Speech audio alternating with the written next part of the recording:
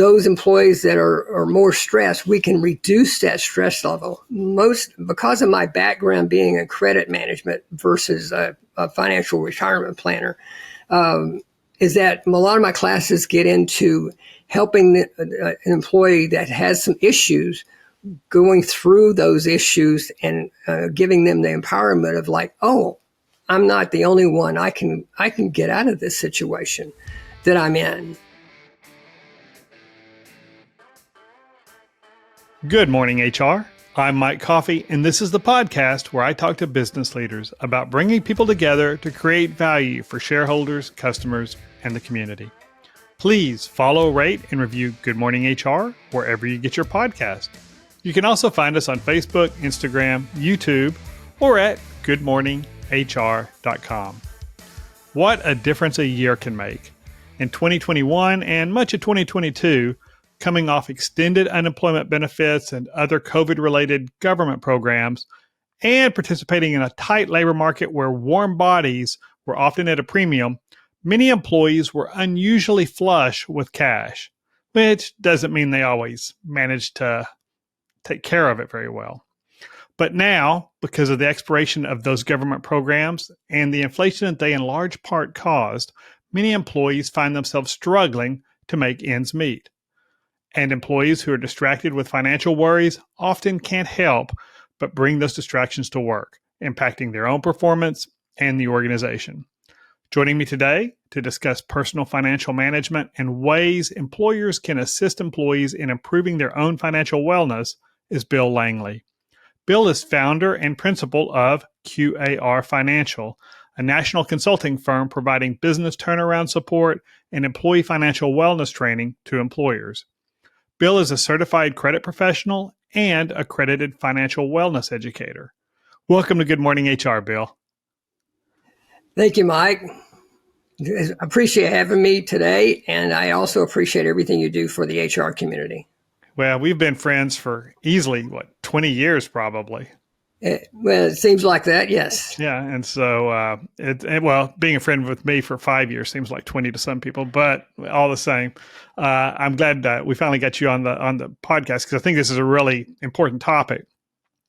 Let's just set our definition. When we're talking about employee financial wellness, what are we really talking about? Well, actually, employee financial wellness, the view of financial wellness, it depends on the audience and who's you're asking it to. So by example, the employer's view of financial wellness is entirely different than what employees themselves feel what financial wellness should be in their lives.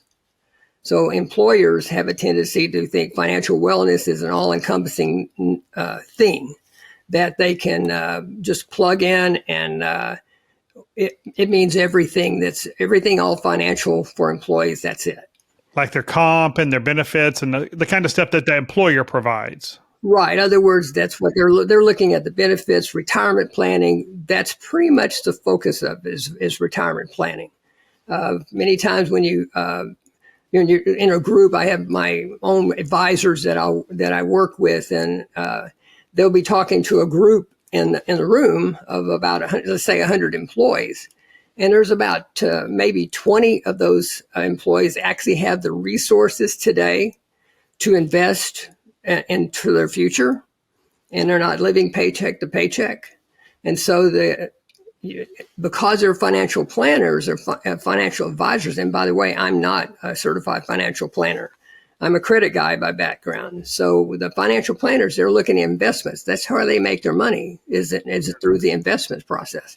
Well, if they have an audience that doesn't have the money to invest, how much interest do you think they're going to have? Right. Not much. So I was going to go ahead and explain to you more about the financial wellness. There's actually terms to look at financial wellness.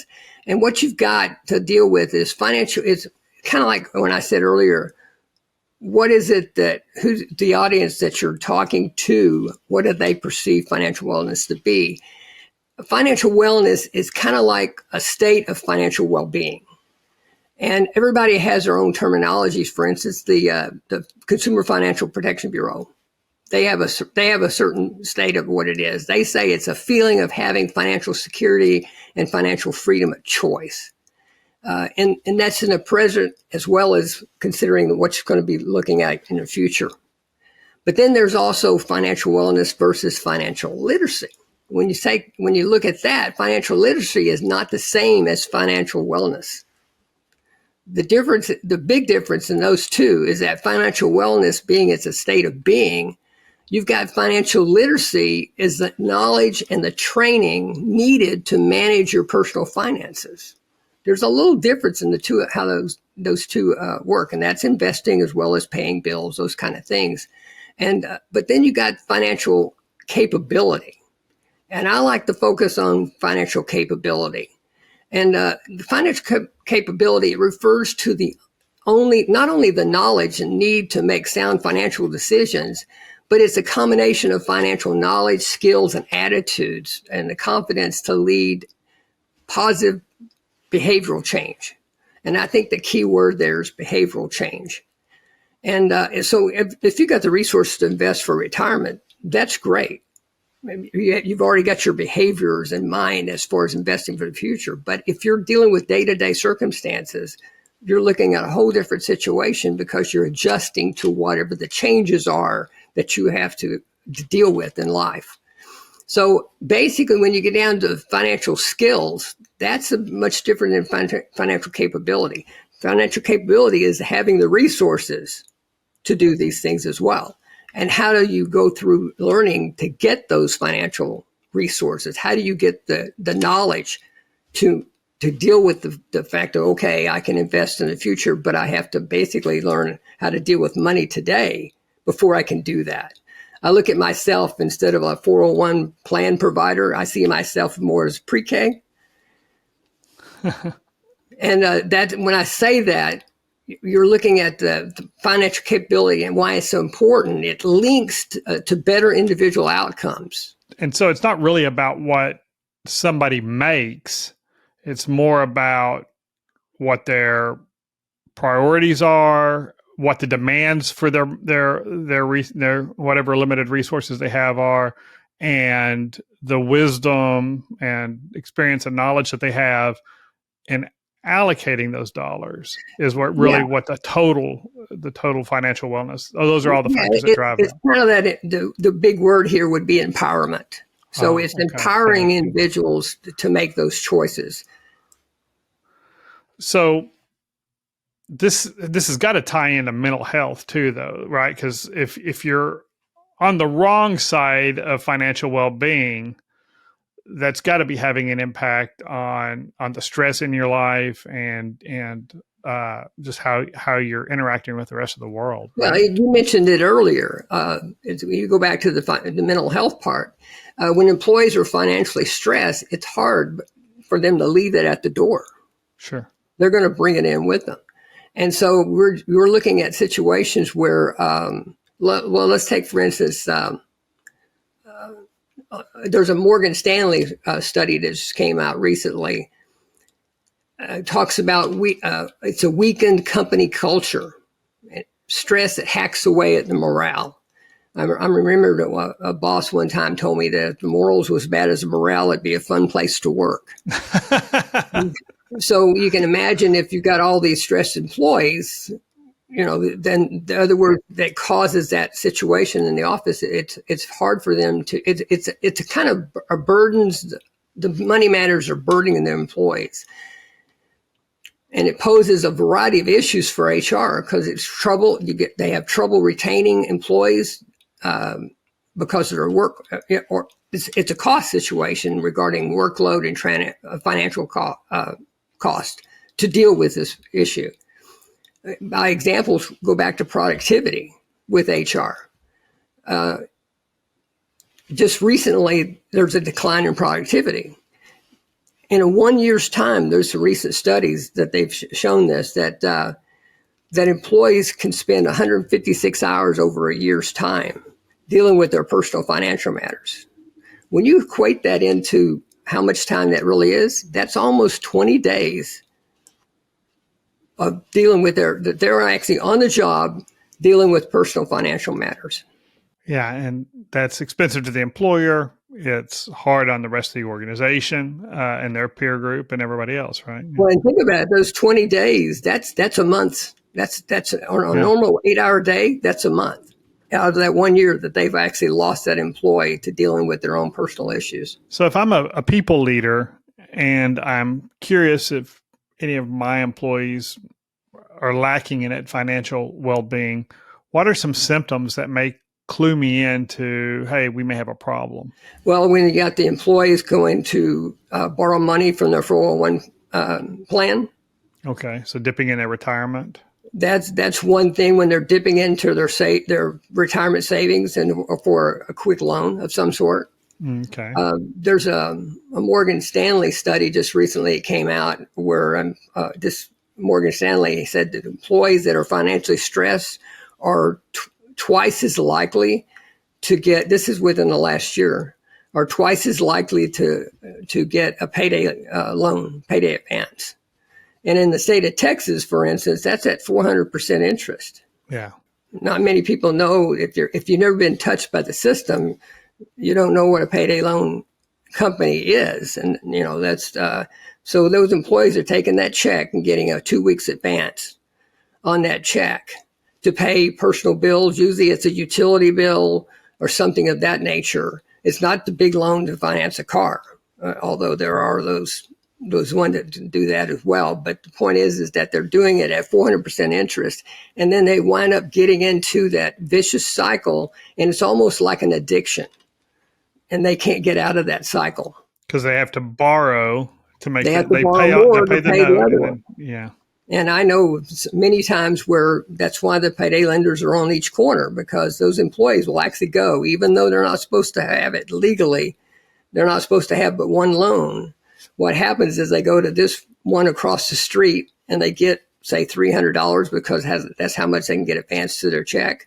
And then they'll go right across to the other competitor and use that same check in order to get another $300 because they see they needed more than $300. Oh, Then they wow. need $600. Then they all of a sudden, by the time they go through that cycle, they've already got like $1,000 against a $300 paycheck for that week. So they're dipping in their retirement. I guess we hear scuttlebutt or conversation that they're taking out those payday short-term loans.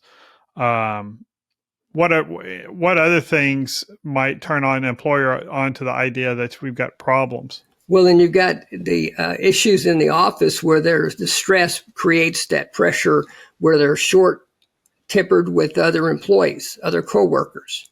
So it's not just that they've come to HR to have to go through that cycle, but this is also in that stress builds up into the office. And then you've got the safety issues. Mm-hmm. There's So we all start having these those other conversations. things. Yeah. Right. These other conversations, we hear a lot about the safety in the office, and somebody will quote going postal, those kind of terminology that you'll hear. A lot of that is through financial stress. And so when we're dealing with an employee relations issue, that's kind of some of the things we should be paying attention to, is, what's causing this person's stress? Is this something, we always want to know if it's something work related, but if it's something outside the office, Well, still, but they brought it into the office. right. If they've had divorces, if they're going through a divorce. I mean, divorce is probably in one of the top three issues that cause delinquency. In my old days, back in my previous life, I used to manage collectors, and I was on the dark side. And so most of our cases were people, it wasn't because of lack of money to pay. It was like because they refused to pay because the spouse is supposed to pay that bill. And I'm not going to pay it because they're supposed to pay it. All those things go on. But see, meanwhile, they're in the office dealing with that stuff. Right. So you've got a seat on like the 50-yard line, though, as far as what's going on in people's, in the economy at the, at the kitchen table level. What have you seen change over the last few years? How is, pre-COVID, then COVID, and now, how have employees' financial lives changed, or are the issues the same, or are we seeing more of them, or is it kind of consistent? Well, we've got the issues where recently the new studies come out that there's SHRM has made their research public where they've said that financial health is on the downtrend. And but at the same time, we've got Americans' information is that the Americans are increasing, their delinquency is rising. And this is after the pandemic. So we had the pandemic. We were all of a sudden, we didn't have anywhere to go to spend our money. So that's fine. And everybody was saving money. But as soon as we got out of the pandemic, the guards got down. Let's go buy again. Let's go buy some more. Now they built up that debt again. So now it's even higher than it was before. Now, but you go back before the pandemic, back in 2014, there were some studies out with the same information that we're hearing today. So it's kind of like the trend I see is that before and after the pandemic, it's the same information, just the numbers have changed. And the numbers have gotten bigger in the case of after pandemic. And let's take a quick break. Good Morning HR is brought to you by Imperative, premium background checks with fast and friendly service. If you're an HRCI or SHRM certified professional, this episode of Good Morning HR has been pre-approved for 1/2 hour of recertification credit. To obtain the recertification information, visit goodmorninghr.com and click on Recert Credits. Then select episode 91 and enter the keyword money. That's MONEY.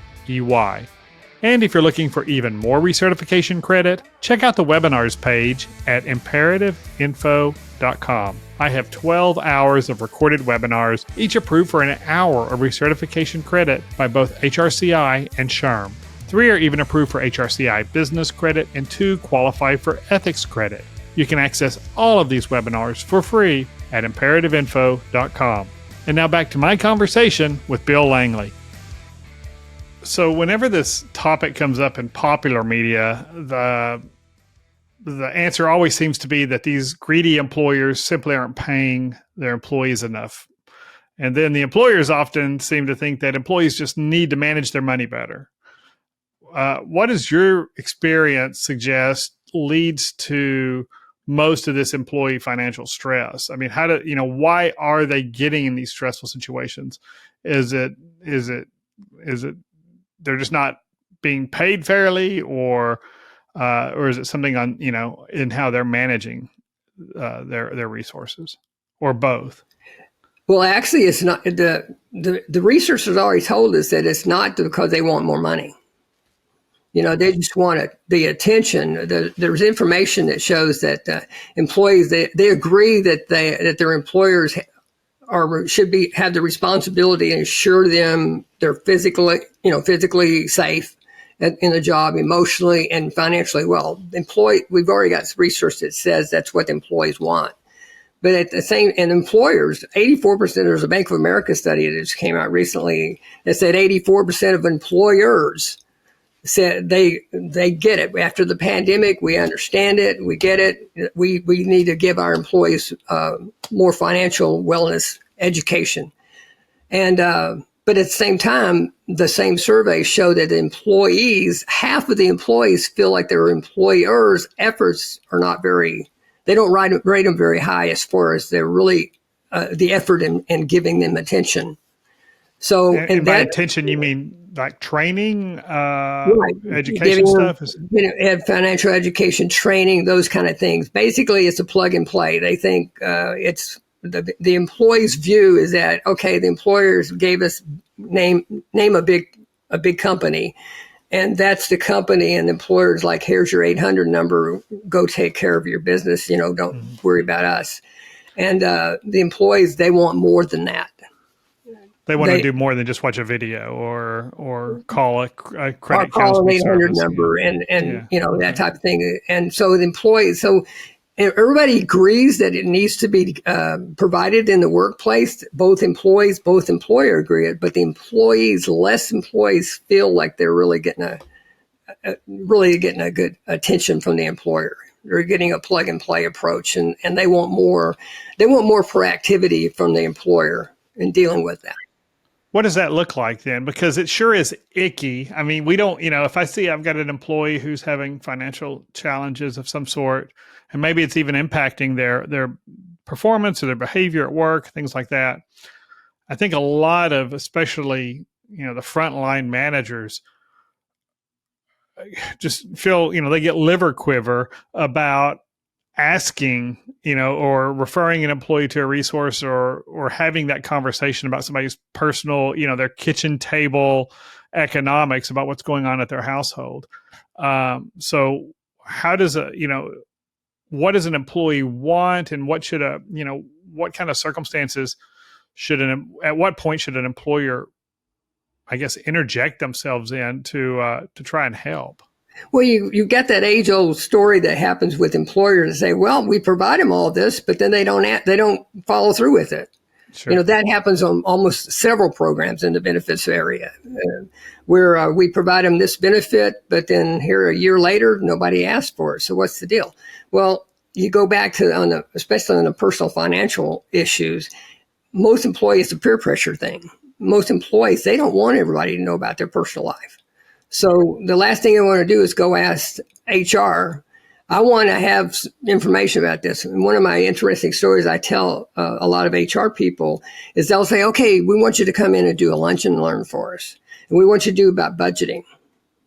And I'm like, you really don't want me to talk about budgeting. And you don't want to put a sign on the door that says, Bill's going to talk about debt management today. Nobody's going to come to that. Because they don't want to see that. They don't want their peers to see them walking into that meeting. Right. Everybody wants to be able to talk about how they've got their life in order. I've got plenty of money to invest. I've got everything in savings. I'm cool. I'm good to go. But in truth, what happens is we'll actually have a class, and it says how to maximize your credit score. Isn't that much better? Doesn't that sell a lot better than the other one? Well, all of a sudden, we'll have 50, 100 employees come to that meeting. And then what will happen is that when it gets to the Q&A, we get into debt management. Gotcha. We have a lot more employees asking questions because everybody's got a story to share. And it's like, well, and if they don't want to expose it themselves, usually they're good to go because they're going to share this with their children. Right. That type of situation. Yeah, of course, yeah.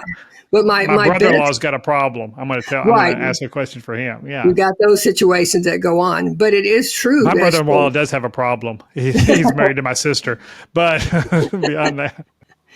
But my best education classes that I have, or when I've got HR people that have been what I consider impacted. I mean, we're all human. HR they're employees as well, and I've had a lot of HR employees or HR people that have said, well, I don't want them to come to me because, I've got enough of my own problems, and who am I to tell them anything about this? So the employees like that anonymity. And so it's like, give me the resources and I'll take care of it. But at the same time, they want a little bit more. The employer needs to get into the more we're doing this for you type of situation. One of the programs that we work, I collaborate with nonprofit organizations in the area. In particular, United Way of Dallas is one, and we actually have a benefits program that we collaborate with a lot of somebody on the West Coast, a large company that actually are executives from the TurboTax group, and they provide employee loans. And this is by way of United Way, mind you. So you kind of go back to the employer saying, well, we don't want to, this is too costly. This financial wellness program is too costly. Well, we can provide it to them for free. There's no cost because you're working with nonprofits. Not only that, but they can take that because of the outreach part of it, because 20% of the workforce is generally underserved with the employers. These are employees that have making over $100,000. But, it's kind of like what you have in your pocket versus not what you make. Right. And so there's people that make $30,000 and they're good to go with even their retirement plan. But there's people that make $100,000 a year, and they have less money to to spend because they've got all these other issues in life. And so it's a matter of working with all of those. And when I say underserved employees, it could be any of the gambit of those employees in the workforce. It could be the ones that make $100,000. It could be the hourly wage workers. So their income isn't really a predictor. It's just whatever their circumstances they find themselves in. Exactly. And how prepared they are to address whatever the issues are. Right. I have a story that I referred is I did an outreach program for a nonprofit organization a while back, and during that class, I had an employee walk in. I say an employee. This is a homeless shelter that I'm working with, mind you. Oh wow! And one of the clients, so to speak, or the students in the class, came in full uniform from it was a major employer, and they had the full uniform on. The man's homeless, but he came in to take advantage of the class. And I asked him later about this. He had 4 kids and a wife, but the whole family was homeless in the shelter because he also had these other debt obligations, and he put a priority on the family, and he couldn't afford his home. But what the interesting thing here is that he's full-time employed, been with the company over 10 years. Has vacation time, but he's homeless.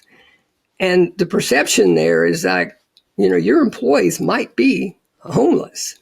Now, that's not to say that they all are. That's not the point. But the point is that my question to him is that, can't you get this, what I'm doing for you, can't you get it through your employer? And I happen to know for a fact that an employer does offer those services, but this employee did not know where to go to get those services. And it's in like almost all benefits. It's the only way an employee is going to know is if the employer is doing good education as to what the benefits are and how to access them. So, I mean, your training it sounds like definitely one of the things that employers can do. And you mentioned emergency loans that are these employer-backed loans, or how does that work? They're the loans that we work with, they can borrow up to $2,000. But what it is that it's a way of giving them the money they need today without having and keep them from going to that payday lender. Give them 12 months to pay it off. It's through a benefits program with their employer. So it's a payroll deduction program. Mm-hmm. And they're paying, instead of 400% interest, they might be paying 19% interest. Okay. But that 19% is not going to the employer. It's still going to some sort of lending institution. That's just the cost of managing the loan, and that's about it. So, but at the same time, they're going to get the financial education to make sure they don't get in this situation again. They're not going to get that with a payday lender. Right. The payday lender is going to figure out a way to keep them coming back. Yeah, it's in their interest not to have them be educated. So, you don't have very many resources, and this is like no cost to it's free. It's just a referral. It's like, okay, we have a payroll deduction program. If you need this, that's fine.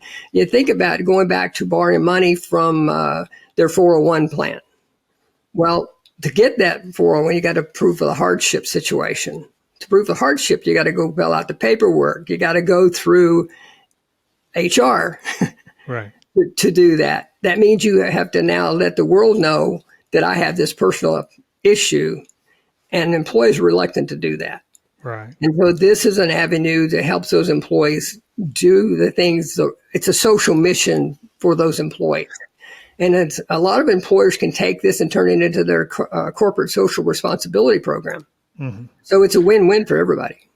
Well, and yeah, I'm sure these loans have a higher default rate, which is probably one of the reasons that they're at 19%. Really. No, really, they don't. No. Okay, because if they're good performers and they stick it out. Well, they've been with the company and they get qualified with they can have bad credit. It doesn't really matter. They can have good credit and fine. This is all across the country, so they can. There's major companies that have hundreds of thousands of employees that are on this type of program. And so that we just work it through the nonprofit organizations. And again, when I say it's a win-win, it's the employers reaching out to the community. The employers, there's a lot of bragging rights for an employer to do these type of programs. Let's put it that way. So one trend that I've seen, especially over the last several years, it's really technology enabled, I guess, but is the concept of same day pay, where I work 8 hours and boom, that I clock out and I get a direct deposit that's available the next morning of my pay from the previous day. That definitely an employee who's really looking for that is definitely living probably paycheck to paycheck. What are your opinions about those kind of programs? Do you think those generally help employees, or they just are, and an employee's financial situation is not going to be improved until they get training and get a grasp on their own finances? It is a trend into doing that, but it technically speaking, it's still a loan. Mm-hmm. Because they're advancing money against the pay, and so it's still a loan. Unless if the program, it's a great program as long as it comes with education to go with it. There's a lot of program providers out there doing that, but they don't provide the education to go with it, an education component for that employee to kind of teach them to manage to get into a budget process, those kind of things. Yes, but they are good with technology the way it is to do that sort of thing. But to do it without the education component, it's you're not doing it. You're not solving anybody's problem. You're just making the issue worse with the employer, because they're going to rely on the fact that the instant gratification, I get it today. Right. So we've talked about education a lot, but what are the pillars of that financial education? What are the key components if an employer wants to evaluate a training program or an education program for personal wellness, financial wellness? What are those? What ought to be the chapters or the key points that a good training program is going to cover? Well, a good training program is obviously to get a champion within the organization. Oh, sure. That's going to make it a successful program, a champion program. I mean, when I do programs, and I said earlier about the HR folks that have been sort of touched by the system, they've been there before and they've come out of those situations. They've got individual family members that have gone through these situations and they've come through it. They've actually seen it firsthand. Those are the ones that are baking cookies to get the employees into the training programs that we do. And if they haven't done those, if they haven't been what I call touched by the system, they're not going to be as it's just another plug and play. They're not going to be as empathetic or engaged with they're going to be, right. those are the HR folks that the coordinator I'll see in the back of the room with their cell phone in their hand. And that's just one of the 5 classes that was on the schedule for me to do. And it's just another one. Tomorrow will be yoga. So that's fine. So that's the difference on those programs. But a lot of my programs that I get are actually through the EAP programs. So it's attached to an EAP. Right. It's through their healthcare provider, things like Cigna and Humana Health. If they've got a program through them, they've got the EAP components. I actually wanted to get a lot of my referrals through that route, not directly to me. So when you're doing a training program, what all's involved? What are the topics? What are the key topics? You mentioned budgeting. What else does a good training program cover? No, you're talking about a training program for the employee, yes, right? Yes. Okay. Yes. So we're going to be talking about budgeting. We're talking about credit management. Definitely always going to have credit management. When I say credit management, I'm talking about how to improve your credit scores, how to maximize your scores, how to make sure that that they're clean, that you don't have these. I have a whole class just on protecting your credit. And we things found, like late pays and things like that, or how things get on those credit reports more than once, and then all of a sudden the score's lower than it should be. How a student loan could be on their they might have one student loan, but they look at their credit report and find out they've got 3 hits on their regarding student loans because they were sold. The paper was sold over and over and over again. And then somebody in an office somewhere didn't do all the cleanup. And then all of a sudden it shows that they have a $3,000 or a $10,000 debt 3 or 4 times. And their credit's been pretty good. They've been able to get a loan for the cars. Didn't realize that they're paying more interest rate because their credit score was lower. And then all of a sudden they learn, wait a minute, I could have fixed that, 10 years ago or 5 years ago or 3 years. That, they are so surprised when they figure that they just overlook those things because they don't bother. So we help a lot regarding those credit scores. You can relate to that regarding credit scores. Yeah, we see credit reports all the time, and we see errors in credit reports, garbage in, garbage out, and so I talked to my fair number of consumers over a year who will call me and say this isn't right, and I'll walk them through the process of getting it, disputing it back to the credit bureau or disputing it to us, and we'll pass it on to the credit bureau, whatever, however they want to handle it. So a lot of employees have great credit scores and they don't realize they could have even been better. But those are the ones with the highest credit scores are the ones they're the ones that are most victims for identity theft. And the reason being because they haven't checked their reports or anything to see that there's this new activity on there because they haven't had a need to because they always can get the loan they need or whatever the funds they need to do it. Okay, so credit, protecting your credit and your credit score and budgeting. Any other key areas that you cover in training? Well, identity theft is another program I work with, and that goes to what's out there now. From an HR perspective, we kind of focus a lot on that safety from the employer's perspective going back to a word I said earlier, empowerment, giving those employees a feeling of empowerment, regardless of how stressed they may be, finding out which ones they are stressed, and usually we can figure out who those are pretty easily by the attendance in the classes and who talks the most, that type of thing. But by realizing those employees that are more stressed, we can reduce that stress level. Because of my background being in credit management versus a financial retirement planner, is that a lot of my classes get into helping an employee that has some issues, going through those issues and giving them the empowerment of like, oh, I'm not the only one. I can get out of this situation that I'm in, and it's going to take time, and basically so they feel like there's some light at the end of the tunnel, so to speak. Right. Well, that is all the time we have. I sure appreciate you joining me today, Bill.